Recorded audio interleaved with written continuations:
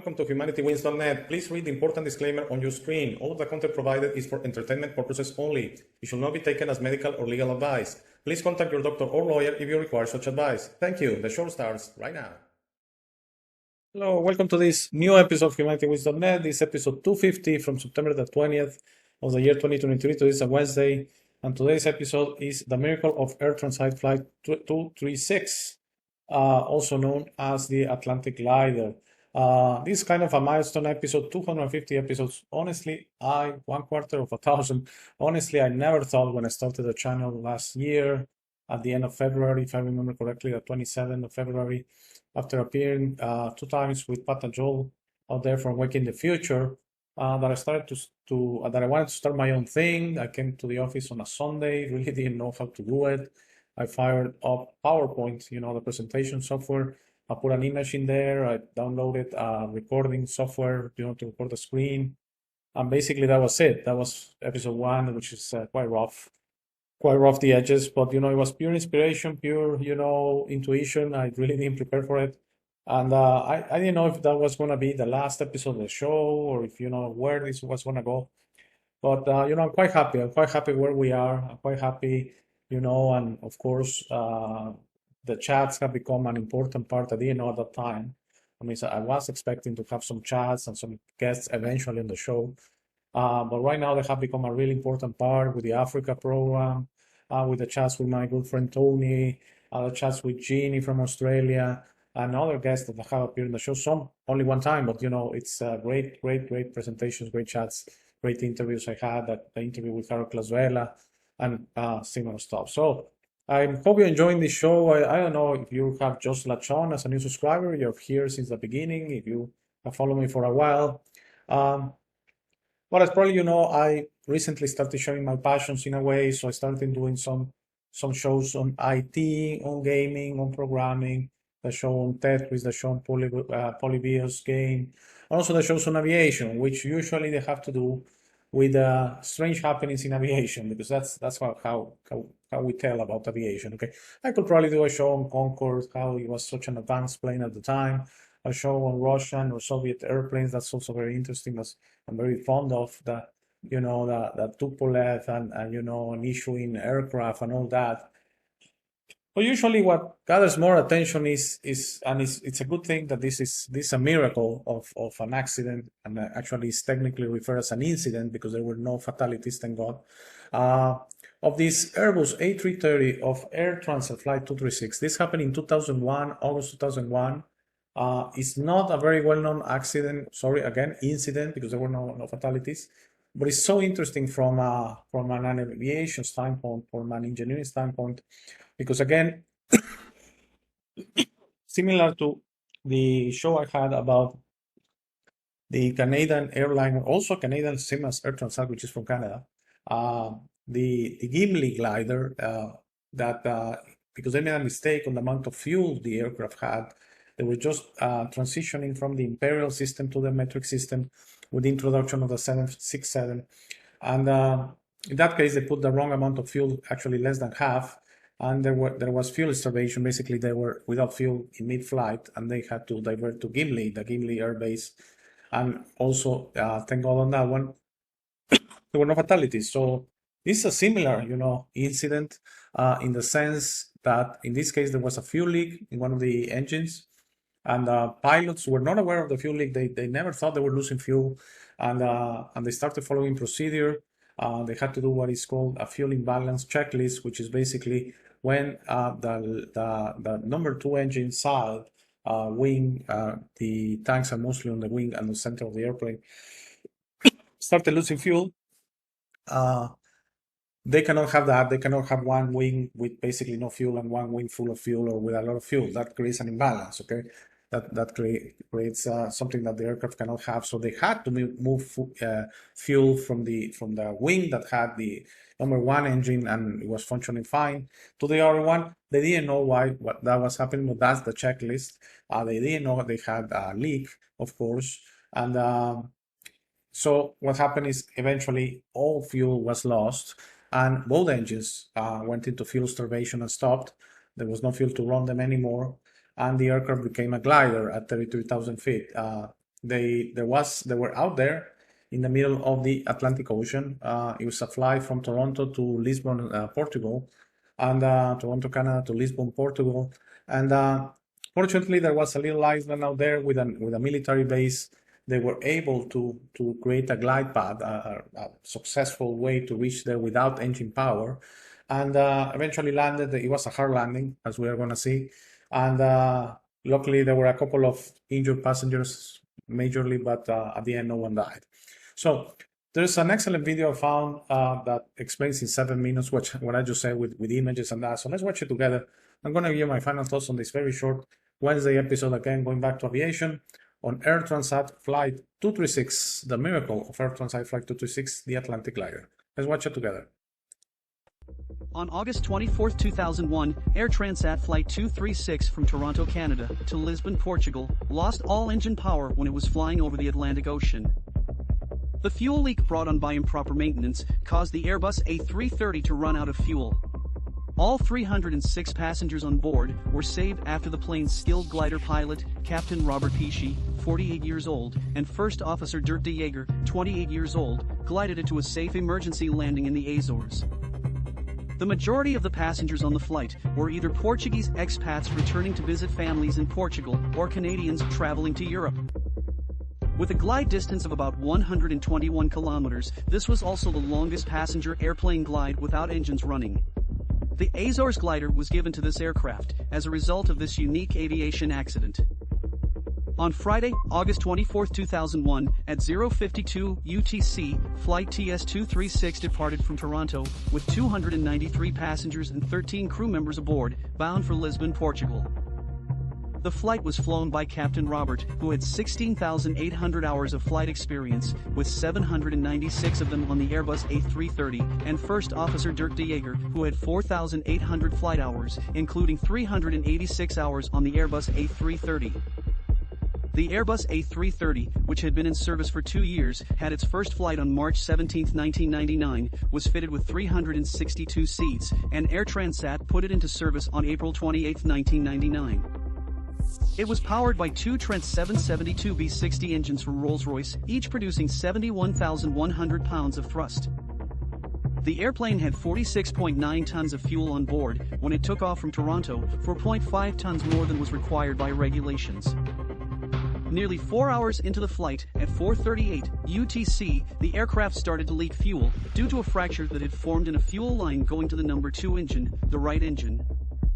More than 4 hours into the flight, at 5:03 UTC, the pilots noted high oil pressure and low oil temperature on engine number 2. The pilots had no reason to suspect the fuel leak as the source, despite the fact that these readings were an indirect outcome of it. As a result, Captain Robert believed they were erroneous, and he expressed this suspicion to the Montreal-based Air Transat Maintenance Control Center, which suggested they keep an eye on the situation.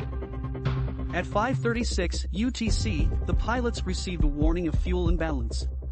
They followed the standard procedure to correct the imbalance by moving fuel from the left wing tank to the right wing tank while they were still unaware of the fuel leak. The damaged fuel line, which was leaking at a rate of around 1 gallon per second, caused the transferred fuel to be lost. Due to this, the fuel oil heat exchanger saw higher than normal fuel flow, which in turn caused the number 2 engine's oil temperature and oil pressure to decrease and rise, respectively. The pilots made the decision to divert to Lodges Air Base in the Azores at 5:45 UTC. They declared a fuel emergency with Santa Maria Oceanic Air Traffic Control 3 minutes later. At 6:13 UTC, while still 280 kilometers from Lodges and at 39,000 feet, engine number 2 flamed out due to fuel starvation.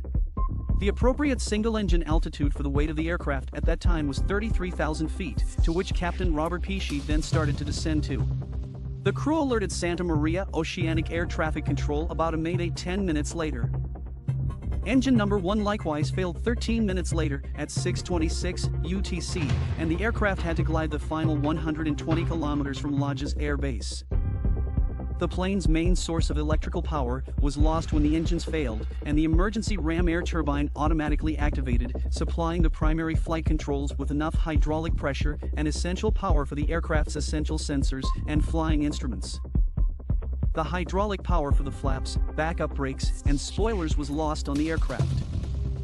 The primary brakes could only be used a limited number of times, utilizing pressure that was stored in the brake accumulator, but the slats would still be powered. The passenger cabin's oxygen masks dropped 5 minutes later at 6:31 UTC. Military air traffic controllers guided the aircraft to the airport with their radar system. The plane descended at a speed of around 2,000 feet per minute. They estimated that they would have to make a forced ditch into the ocean in 15 to 20 minutes. A few minutes after the airbase was observed, Captain Pesci made a 360-degree turn, followed by several S-turns to get rid of extra altitude. At 6:45 UTC, the plane touched down hard, around 1,030 feet past the threshold of runway 33, at a speed of around 200 knots, bounced once, and then touched down again, roughly 2,800 feet from the threshold. After applying and maintaining maximum emergency braking, the aircraft completed a landing run that took up 2,300 meters of the runway's 3,000 meters. Because the anti-skid and brake modulation systems were inoperative, the 8 main wheels locked up, the tires abraded and fully deflated within 140 meters, and the wheels themselves were worn down to the axle during rollout. During the evacuation of the airplane, 2 passengers suffered serious injuries, while 14 passengers and 2 crew members had minor injuries. The main landing gear of the aircraft sustained structural damage as a result of the hard touchdown and rubbing of the locked wheels against the runway surface during the landing roll. The lower fuselage also sustained structural damage as a result of the hard touchdown and experienced multiple punctures from the impact of flying debris from the main landing gear. Okay, as we can say, this is a miracle, okay? Everything that went into play, first of all, there was the fuel leak. The pilots basically followed procedure to solve that imbalance of one wing having far more fuel than the other one. And they didn't know about the leak. The high oil pressure and low oil temperature, I mean, they couldn't tell what was going wrong. They were... in another video that I watched a few years ago, I remember they were in close contact with their base out there in Canada, I believe it was Montreal or Toronto, and also with the manufacturer Airbus out there in France. But no one knew in a way. It was the first case that, something like this happened. And so basically the fuel leak led to losing all the fuel in the plane and have a double engine fuel starvation, which basically you become a glider. Same as the case of the Gimli glider, the captain also in that occasion was an expert glider. When he was, I don't know, in this case, he was 48, I believe. On his younger years, he developed quite a lot of experience with gliders, which is far different than airplanes in a way. You have to develop these techniques to lose altitude fast when you're landing and stuff like that, and that's the same thing. So for me, really, I don't know what to think on this. How is this casualty? How is this by coincidence that on both of these miracles, incidents, not accidents, because there were no in aviation. When it's an accident, it's considered when there is a fatality, at least one, and when there are no human fatalities, it's considered an incident. So both the Gimli glider case and this one are considered incidents, not technically accidents, because luckily no one died. So for me, that both Canadian, quite strange, and both expert glider pilots, captains, I don't know what to think of that. That seems a universal plan or something like that. So also in a way, the hard landing that the aircraft had at the Azores, at the military base in question, helped the situation, helped matters. Yes, there was some damage to the aircraft and that, but helped the aircraft actually stop within the runway length, because as it was explaining, the aircraft didn't have all the capabilities as far as braking. It had emergency braking and anti-braking systems and all that. You need the full capacities of your hydraulic systems. Those are when the engines are actually running, okay, that they power all of those things. So in this case, actually having a hard landing, which was the best the captain will do, I'm not sure he was trying for that, the bouncing and that, actually helped matters by the tires blowing up and all that. That helped the aircraft slow down and stop within the runway length. So I hope you enjoyed this one, and it's nice to go back to aviation. I wanted to do this one because this kind of the next accident I wanted to touch on. Luckily, the last 3-4 aviation videos I had, there are incidents. Same as the case of the BAC 111. Remember the one I had like a month ago, 2 months ago, out there in the United Kingdom, in Britain. That also there were no fatalities on that one. That was an incident, the BAC 111 that lost the windshield, and the captain was out there, freezing, but he was able to survive fine and actually go back to flying a few months after that incident. So, it's maybe food for thought that, instead of presenting something with with fatalities, we present kind of these miracle situations that you don't explain how things really, they had to go perfect and they went perfect in a way, So these things do happen, and also we don't have to take any value out of the capacity and and the sheer valor and the sheer, effort of both the captain and co-pilot in this case, and first officer, because, being out there in the Atlantic Ocean and then having a full fuel starvation, losing both engines, I think even if I was a pilot, I will be in trouble, handling that situation, having almost 300 lives, on my back, and they're depending on me and the captain. In this case, he was spectacular. Okay, so I hope you enjoyed this one. And it was nice to come back to my solo episodes with so many chats within. This just has happened. I love having my good friends Jeannie, Tony alone, Jeannie alone. And again, this is an invitation. I know some of you are thinking about it. If you want to come on the show, again, no problem. You want to do audio only, that works perfect as well. Moxie, I know you have been busy with, you have your new project going on, but you want to do something, I would love to talk to you. Again, if I don't reach out and pressure some of you, it's because I don't want to bother you, okay? So please consider the invitation open. Some of you that have been on the show already, reach out with an email, and really we're going to have a great show together, and, loving it. 250 episodes, amazing for me. This is quite a milestone. And enjoying it very much. So have a great Wednesday, enjoying with family and friends. If you are not subscribed, please stay for the last 2.5 minutes of the show. And if everything is okay, I shall see you back on Friday with a chat with Tony. Actually, we had a great chat that is already made, and look forward to that one because that was special. Take care. Have a great day. Thank you for making it to this part of the video. This is my favorite part. This is where I suggest to you that you discover yourself. You are not what you have been groomed to believe. You are this incredible being without limits that has eternal life, amazing strength, infinite wisdom, and a big, beautiful heart.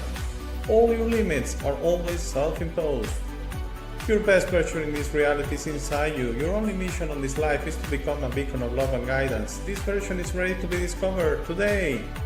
How do you discover yourself? The discovery process is a personal one. No one can do it for you. Dedicate 5 minutes a day to talk to yourself and the universe. Request to be connected and ask, who am I? Where do I come from?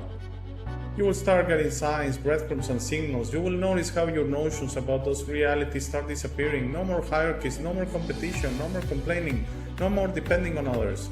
Discovering yourself equals to breaking your matrix.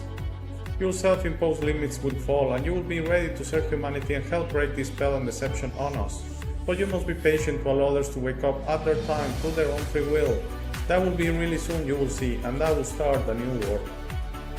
As you work towards your best version, you will notice how all emotions don't serve you anymore. Hate, fear, rage, pride, loss, envy, violence, justice, true violence, judgment of others, and other emotions will disappear from your mind and heart.